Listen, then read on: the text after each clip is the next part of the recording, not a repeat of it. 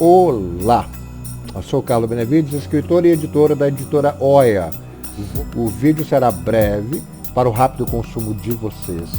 Estaremos apresentando os atiradores do tiro de letra e algumas características de suas escritas, pensamento literário e expectativas para a publicação da coletânea.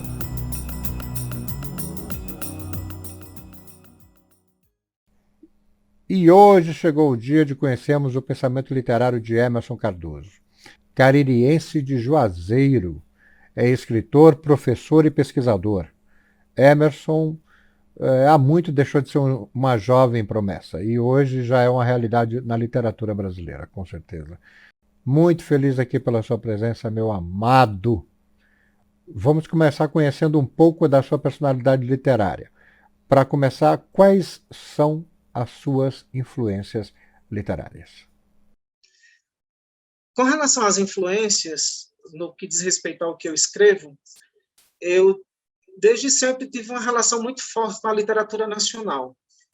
Eu tive um contato com autores inicialmente e depois com autoras. E a autoria feminina terminou sendo, para mim, algo muito significativo. De modo que a obra de Raquel de Queiroz, por exemplo, de Ligia Fagundes Telles, Clarice Lispector, Lia Luft, Hilda Hilst, são obras de autoras, dentre outras autoras, né? São obras que me marcam profundamente. E além delas, é óbvio que alguns autores também são marcantes para mim, mas eu enfatizo, no caso da produção literária que eu tenho realizado mais atualmente, a produção de dois autores, Caio Fernando Abreu e Marcelino Freire, que de fato me influenciam muito. E agora uma pergunta que nunca ninguém lhe fez. Como você determina seu processo de escrita, meu querido? Quanto ao meu processo de escrita, eu tenho uma espécie de compulsão por escrever. Eu escrevo constantemente, de forma um tanto quanto caótica. E dentro dessa escrita, eu tenho uma tendência a refletir demais sobre a existência, sobre o meu cotidiano, sobre uma série de coisas. E talvez essa escrita me venha como uma necessidade extrema que eu tenho de expressar aquilo que dificilmente eu consigo por meio de palavras orais. Eu prefiro, muitas vezes, transpor para o papel aquilo que eu não consigo dizer. Então, a minha escrita está muito voltada para esse processo de expressão por meio da escrita de algo que eu ainda não consigo falar muito sobre. Mas o que te faz escrever? É o que te motiva, Emerson Cardoso? O que me faz escrever, ou o que me faria escrever, é uma necessidade extrema de expressar algo que eu não sei dizer por meio de palavras orais. Tem a ver com a necessidade também de, sei lá, permanência, de continuidade da existência através daquilo que a gente termina deixando como uma espécie de suposto legado, sabe? A escrita termina sendo uma necessidade da alma de perpetuar, de permanecer. É tanto que, em decorrência desses últimos tempos, pandemia e tudo mais, eu comecei a ter uma sensação de tragicidade que me levou, tragicidade diante da vida, que me levou a expressar mais veementemente aquilo que eu queria dizer por meio da escrita. Vamos fazer um exercício. Eu queria que você, por um momento, tirasse a literatura da sua vida e depois dissesse para mim o que te faria escrever. A minha principal motivação com relação à ideia de pensar em escrever um dia tem a ver com uma necessidade de expurgação. Como eu sempre fui muito fechado e resguardei muitas questões internas, eu terminei reverberando isso por meio da escrita. Então, o que me motiva a escrever é isso, é dizer um pouco mais sobre mim, sobre a minha percepção de mundo e sobre a construção desse mundo que é um tanto quanto caótica. Existem alguns males da alma que às vezes a gente não consegue verbalizar e só conseguimos organizar de alguma forma por meio da escrita. Talvez o que me impele mais à ideia de pensar por um viés da escrita é essa necessidade de organização mental, porque eu costumo dizer que o que me organiza no mundo, esse mundo que é caótico, problemático do meu ponto de vista, é justamente o uso da palavra, seja no gênero poético, seja no gênero romanesco, no conto, em todos os gêneros possíveis. A organização mental se dá por meio desse processo de escrita. E eu penso que o que me motiva realmente a pensar no ato de escrever é que eu não aguento ficar calado por muito tempo e eu preciso dizer algo por meio daquilo que pode se transformar em palavra escrita, já que eu sou um tanto quanto silencioso em vários aspectos. Eu queria te perguntar, Emerson, você, enquanto professor, acadêmico, mestre em literatura, até onde você consegue negociar com a liberdade de escrever? Eu acho indispensável que haja essa negociação. Eu acho indispensável. Porque se não houver, o professor e pesquisador ficará muito em cima do escritor. E aí nós sabemos que a escrita, ela tem uma liberdade, ela tem uma linguagem literária que ela busca alcançar. E se eu me preocupasse muito naqueles aspectos técnicos, talvez eu não conseguisse trazer à tona tudo aquilo que é expressão, ou que eu busco como expressão, na verdade. Minha preocupação, por excelência, ao escrever um texto literário, é justamente manter um certo distanciamento. Agora, é claro que a experiência acadêmica termina por me ajudar, principalmente na observação de alguns itens, mas eles não são,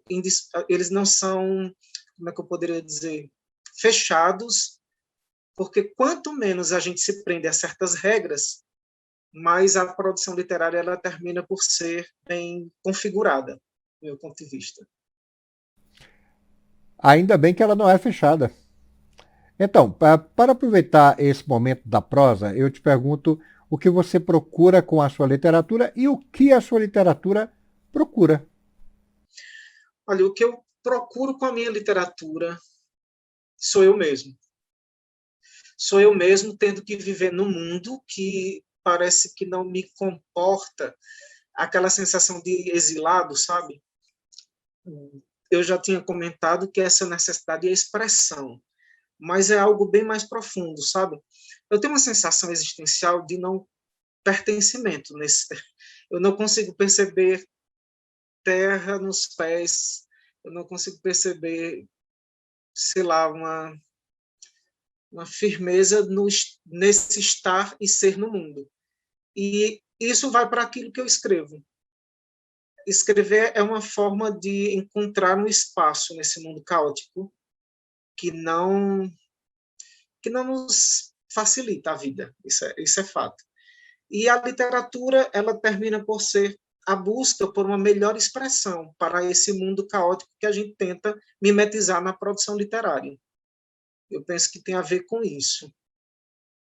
Provocação para você, intelectual. Se o mais dos idiotas dos seres humanos na face da Terra é criativo, eu queria perguntar para você, escritor, se escrever é um ato criativo, emotivo ou artesanal? Eu penso que é possível reunir as três coisas. Eu penso que é possível reunir porque, veja bem, essa ideia de criatividade que remete a talento tem muito a ver com aquela visão tanto quanto idealizada da produção artístico-literária. E eu penso que ela pode ser valiosa em termos de inspiração e tudo mais, mas se ela não tiver uma relação intrínseca com aquilo que a gente chama de técnica também, e quando eu me remeto à técnica, eu penso na forma, na estrutura com que uma obra é constituída por meio da forma, a parte da linguagem e seus aspectos técnicos. Então, eu penso que é melhor juntar tudo isso, e aí quando a gente consegue trabalhar bem esses itens, aí na literatura que a gente produz ou cria, termina que nós encontramos o emocional, o criativo e todos os outros itens e aspectos necessários para que uma literatura de fato seja agradável, palatável e ao mesmo tempo, sei lá, bem sucedida naquilo que ela se propõe. E qual a importância que você dá para o artesanal, o ferramental da escrita? O artesanal também entra nessa busca por criar algo e, de qualquer modo, quando a gente pensa nesse processo artesanal, a gente pensa numa atividade que está muito mais próxima de uma vivência empírica e tudo mais. Então, isso também entra. Na verdade, eu acredito que quando uma pessoa se pretende a escritora ou uma pessoa se pretende a escritora, a pessoa tem que utilizar todas as ferramentas possíveis. Então, criar artesanalmente ou criar do ponto de vista técnico e todas as outras perspectivas possíveis de criação, junta tudo, faz assim uma espécie de geleia geral e é isso que caracteriza o ato de escrever. Sobre isso que você pergunta, é bem interessante pensar o seguinte: quando nós estamos em contato com outros escritores e escritoras, ou quando estamos em contato com oficinas, formações nesse sentido, e mesmo num campo de atuação em que você se depara com pessoas que também produzem a literatura, isso termina nos fortalecendo de várias formas. E aí, como eu costumo relacionar aquilo que eu penso que é o fazer literário também aquela compreensão de conteúdo e de forma que vem da academia, então eu penso que o escritor, a escritora, precisam estar atentos e atentas àquelas ideias de relacionar o que é de fato artesanal, no sentido de você construir um espaço para si na produção artístico-literária, e, ao mesmo tempo, também utilizar as demais ferramentas que podem ser também significativas para a construção de uma obra literária. Do meu ponto de vista, o melhor é relacionar, juntar as duas coisas. Elas duas são indispensáveis. Então, para a próxima, meu querido. Agora, bem direto. O que se joga dentro de um conto e o que se joga fora? O que se joga dentro de um conto é uma ação, é uma percepção um tanto quanto dinâmica de algo que acontece na vida de uma personagem, independentemente de qual seja essa personagem. Isso é indispensável para o conto. E dentro desse contexto de ação, se faz necessário trabalhar toda uma linguagem, toda uma estrutura que vai levar o leitor a deparar-se com essa ação da melhor forma possível. E aí todo um jogo de linguagem que tem que ser muito bem direcionada, um formato que tem que chamar a atenção por vários motivos para que o leitor também entre na história que é contada. E a constituição das personagens dentro dessa ação tem que ser bem realizada também. Agora, o que é que se deve colocar fora de um conto? Sobretudo nessa literatura nossa contemporânea, o que é que se deve colocar fora? Rebuscamento linguístico, ou uma visão restritiva sobre a vida, sobre a realidade histórico-social, sociopolítica, socioeconômica, sociocultural. Essas restrições que nós ainda percebemos, elas têm que ser colocadas fora. E também sei lá, uma preocupação excessiva em chamar a atenção do leitor de forma simplória, e que a gente não pode confundir com uma linguagem simples ou com uma construção simples. Na verdade, seria isso que me parece que deveria ficar de fora. Olha, vou te confessar uma coisa. Sempre quando leio seus textos, sempre me vem uma palavra na cabeça. Ela se chama dor. Mesmo com toda a violência, a ironia, o sarcasmo, o identitarismo e a ousadia. Todos os seus textos têm muita dor, como se tivessem sido paridos com uma dor insuportável, daquilo que pode ter te causado alguma dor ou dor nas outras pessoas. Portanto, eu te pergunto, a dor tem de suplantar a alegria para que as pessoas possam compreender melhor a tua literatura? Ou eu posso estar falando uma grande bobagem? Eu penso que você está completamente certo ao dizer que existe dor naquilo que eu escrevo. Por mais que eu tente trazer um pouco de algum elemento cômico ou mesmo a observação prosaica de um determinado conteúdo, espaço social, sei lá, alguma coisa assim, mas, de fato, a minha ideia é ser violento, chocar, e eu não faço concessões àquilo que seria, de fato, dor. Dor. Porque a reverberação do que eu escrevo é dor. E é dor que vem de mim para o que eu escrevo e daquilo que eu escrevo para tocar alguma, sei lá, alguma questão ali da pessoa que lê, que pode se chocar com aquela dor porque prefere fugir do que se sentir aproximado daquilo que representa o sofrer, mas ao mesmo tempo eu não faço concessões a isso, tendo em vista que a existência humana, por excelência, é um eterno doer. Essa, pelo menos, é a percepção que eu tenho de vida, do mundo. E dentro dessa percepção, talvez haja um momento de suposta alegria, mas as minhas personagens, por excelência, elas preferem ver o mundo pela dor. Essa que é a grande questão. Mas aí vem o grande barato, né? Porque tudo que é escrito com muita dor, ela pede em igual quantidade amor em troca. Amor em troca. Dor pede amor. Então posso estar errado, mas a dor que você publica é o amor que você procura? Excelente pergunta. Eu acredito que sim, porque, na verdade, a sensação de desamparo que acompanha a condição humana por excelência talvez seja a grande tônica do que eu escrevo. Essa ideia de desamparo, de não ter terra no chão para pisar, sabe? De você se sentir exilado no mundo, é exatamente isso que me motiva a tentar observar o mundo no qual eu insiro minhas personagens. Então, de fato, o desamparo, o abandono e todas essas questões. É tanto que um dos temas que eu mais exploro no que eu escrevo é a ideia de ausência.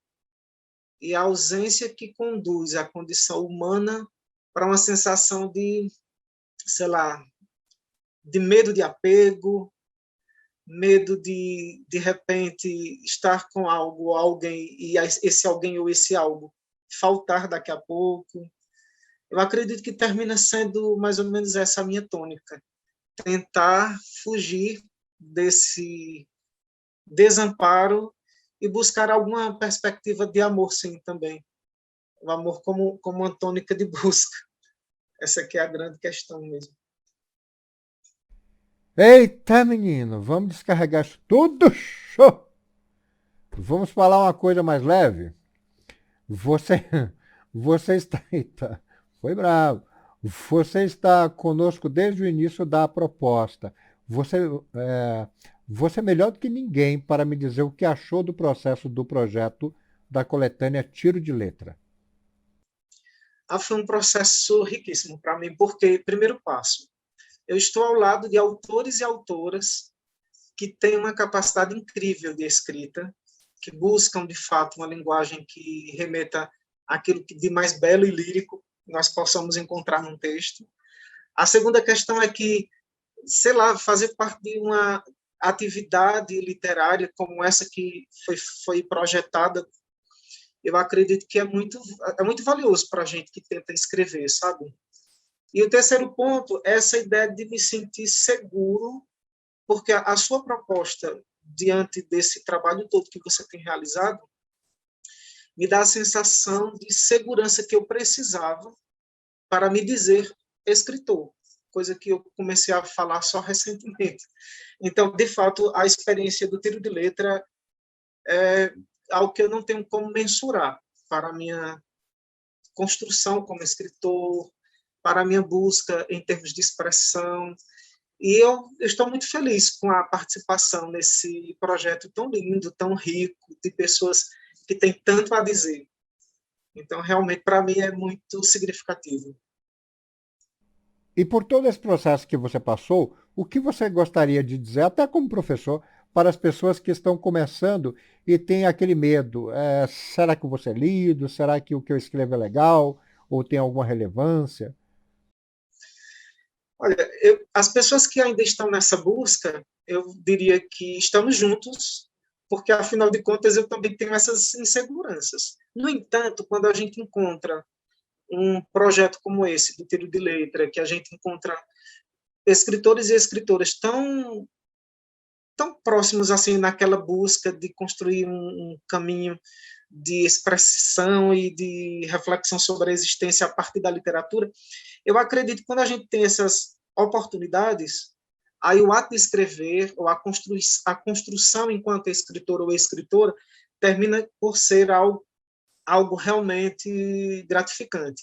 Então, se eu fosse dar um conselho para quem escreve hoje e ainda não teve a oportunidade de publicar e fica com aquela insegurança, que também é uma insegurança minha, e eu acredito que de muitos que já publicaram ou que estão publicando nessa antologia que é tão rica, o meu conselho é não arrefecer, não arrefecer na luta.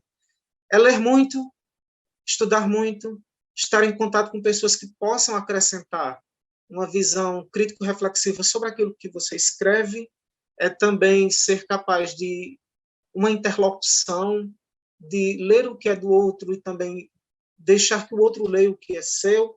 Essas interações, elas são determinantes para um crescimento no universo da escrita. E ter a humildade, antes de qualquer coisa, ter a humildade de dizer que se está num processo de desenvolvimento. Isso também é determinante. E, para finalizar, a coletânea Tiro de Letra vai sair em novembro em livro impresso e e-book. Aí eu gostaria da tua sincera opinião sobre esta obra. Ela terá alguma relevância? Ela tem razão de existir no mercado editorial? O que você vai encontrar no Tiro de Letra é, na verdade, uma produção literária que definitivamente fará você refletir sobre brasilidade, sobre questões internas, questões existenciais, sobre também a configuração do país nesse contexto um tanto quanto complexo, sombrio, por que não dizer. Então, me parece que ter autores e autoras tão comprometidos e comprometidas em trazer à tona essas questões é algo, de fato, que não deve ser colocado assim à margem, né? Vamos trazer à tona esses autores e autoras, e o Tiro de Letra está aí para mostrar que nós temos muito a dizer. Há uma possibilidade de reflexão constante, há uma possibilidade de reconfigurar as coisas, e o momento é esse. E o trabalho que nós temos realizado aqui nesse livro é, de fato, um trabalho muito rico, que precisa ser acolhido, e eu tenho certeza que vai ser. E vai ser muito bem sucedido, porque tem uma junção de pessoas que querem fazer acontecer. E querem fazer acontecer por meio da arte literária, que é uma grande forma de resistência num país que muitas vezes não valoriza arte, cultura, conhecimento, ciência e tudo mais. Portanto, leia essa obra, significativa demais para nós, como escritores e escritoras, e para o Brasil, que precisa de pessoas que falem sobre o que é o Brasil. As aulas do seminário eram deprimentes.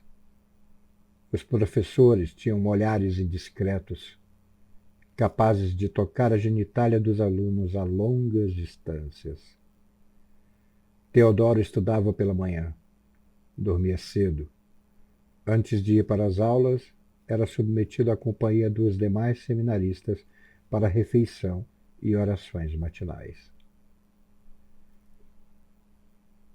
Primeiro parágrafo de Tratado sobre Insônia e Cruz, de Emerson Cardoso. Rio que atravessa ventre, encharca fendas, devasta pele. Águas percorrendo pernas, dilatando ausências, devassando vidas. Lábios em viva carne, em fria ausência, pesada chuva. Aproveitava de sua cor o melhor em sombras. Abrigava-nos impenetrável muro. Grades de ferinas pontas, seus olhos em fuga. Éramos conjunto vazio, personagens mortas. Éramos infidelidade, desamparo a dois. Primeiros parágrafos de Requiem para o desamor em fria chuva, de Emerson Cardoso. Hein, meu pai? Por quê? Por que me quis tomar entre os braços? Por que me deu de um ódio apaixonado beijo? Beijo obsceno de saliva e gozo. O Senhor, meu pai, era ave de rapina rasgando a caça. Sim, senti teu beijo com cerrados olhos. Trecho de Androfagia, de Emerson Cardoso. Encostou-se na poltrona. A voz do professor, com sussurros musicais, deslizava em seus ouvidos. O violino nas mãos. Livre dos gritos maternos que o queriam longe.